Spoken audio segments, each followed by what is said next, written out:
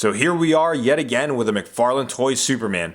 This time, this figure's from the classic animation series from Max Fleischer in the 1940s. So, who is this figure for exactly? Well, people in their 80s like me.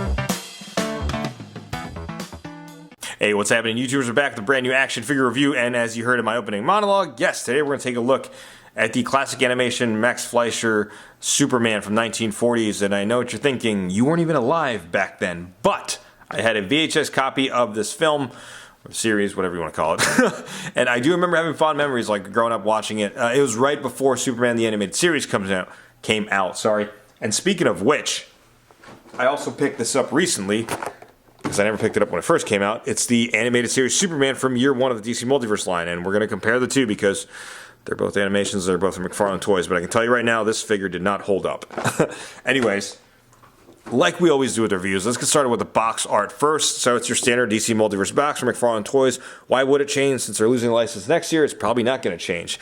I'm just kidding. I like the uniformity of the box. Anyways, on the side, you see DC Multiverse logo right there. Superman, classic animation, 1940. On the back, you see this nice retro image artwork of Superman.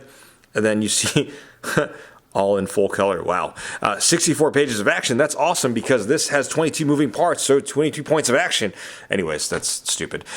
Let's go and get this figure out of the box. Alright, here's Superman out of the box, and like we always do, let's get started with the accessories first. So he comes with your good old reliable DC base plate, and we haven't done this in a while, y'all, so look out, Homer.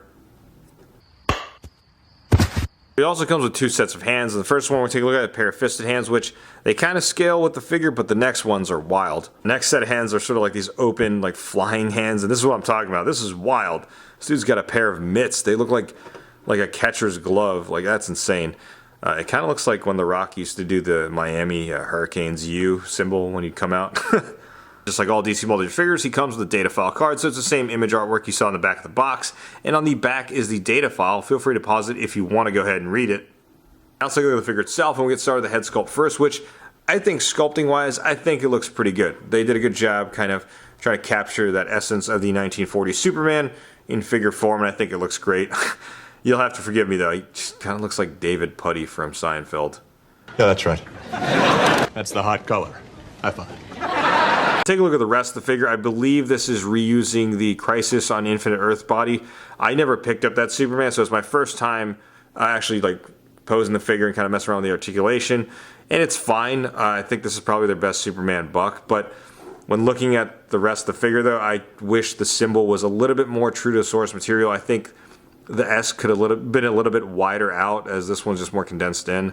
But that's my one gripe, is like the emblem could have been a little bit better. In terms of the figure itself, I mean, I haven't really messed with it, but once again, let's see the diaphragm, John. So still no real forward movement, which sucks, but it is what it is. And I can't forget to mention the wired soft goods cape, which came out great.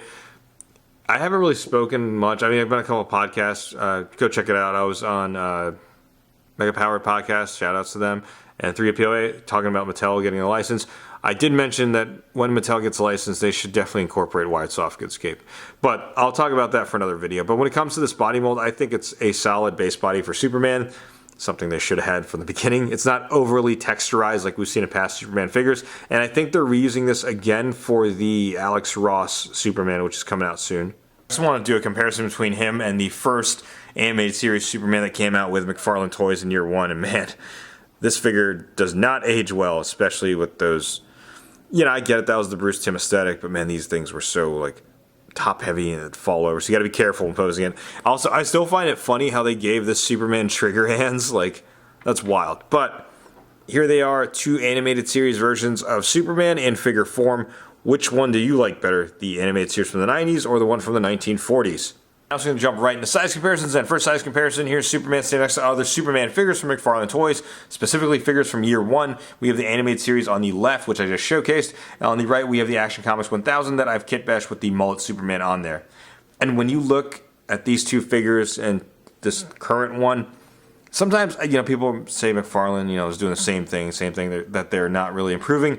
I think it's kind of asinine to say that, because when you compare like year one to now, they've definitely made some leaps and bounds.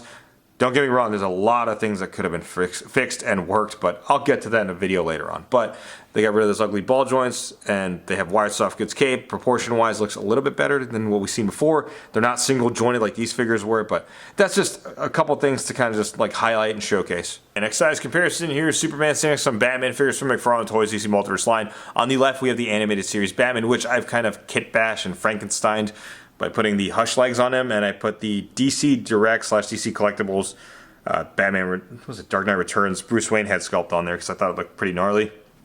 And then on the right we have the, what the hell is this? First appearance Batman, my bad. Alright, some overall thoughts on the figure. It's good.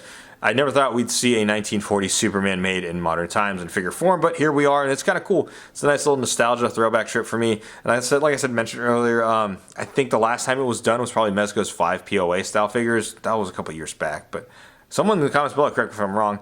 When it comes to like the emblem, I do wish they would have made it a little bit more true to source material, because I think it just looks a little off to me. The head sculpt does look good though, don't get me wrong. And the body they chose for this is a good body mold. Thank God it's not on the Infected one or the Page Punchers one or the Action Comics 1000 version. This is a good base body for Superman.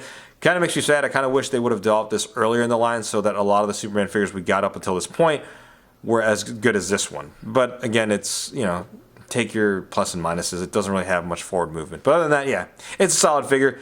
Anyways, that's enough yapping for me. Let me know what you think in the comments below. YouTubers, sound off and let me know what you think. And like always, if you like what you see, be sure to hit that like button, subscribe to the channel. What are you doing, man? Help me get to 3,000 subs. Go ahead and subscribe. Thanks for watching.